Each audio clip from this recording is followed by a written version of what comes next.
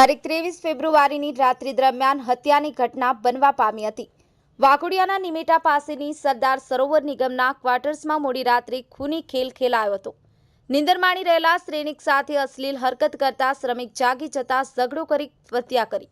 શ્રમિકની pant ઉતારવાની હરકત કરતા યુવકની કરી હત્યા। વડોદરા મહાનગરપાલિકાની લોખંડની પાઇપલાઇનની કામગીરીમાં કામ કરતા હતા શ્રમિકો। આજવા સરોવરથી વડોદરા તરફ જતી લોખંડની પાઇપલાઇનની કામગીરી માટે કોન્ટ્રાક્ટમાં કામ કરવા આવ્યા હતા શ્રમિકો તેમજ કામદારો। બિહાર તેમજ ઉત્તર પ્રદેશથી આ પાઇપલાઇનની કામગીરી માટે લાવવામાં આવ્યા હતા શ્રમિકો। નિમેટા પાસેથી નર્મદા સરદાર નિગમના ક્વોર્ટર્સ તેમજ બાજુમાં ઝૂંપડા બાંધી શ્રમિકો રહેતા હતા।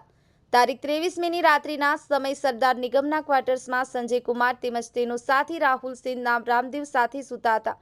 રાત્રિના સમયે સંજય કુમાર તેમજ તેનો સાથી રાહુલ સિંહ એક જ ક્વાર્ટર્સની રૂમમાં સૂતા હતા।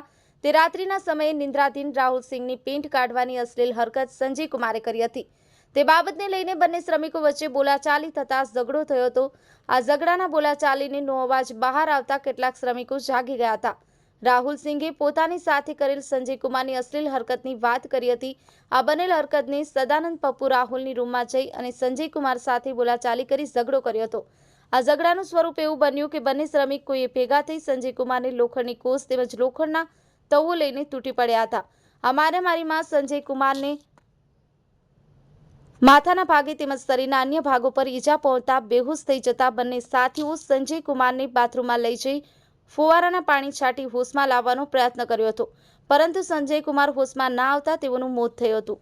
આ ઘટનાની જાણ કોન્ટ્રાક્ટરને થતાં કોન્ટ્રાક્ટરે વાઘોડિયા પોલીસને જાણ કરી હતી।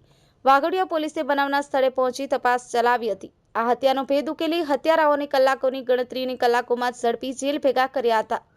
Pradeep Bariya, the mirror news, Waghodia. નમસ્કાર મિત્રો, હું ફિરોઝ ઈરાની આજે તમને એક નવી વાત કરવા આવ્યો છું। દીવ મિરર ન્યૂઝ જોતા રહો, સબસ્ક્રાઇબ કરવાનું ભૂલતા નહીં અને શેર કરવાનું પણ ભૂલતા નહીં। સત્યની સાથે જોડાતા રહો। નમસ્તે મિત્રો, હું છું ચાંદની પરમાર।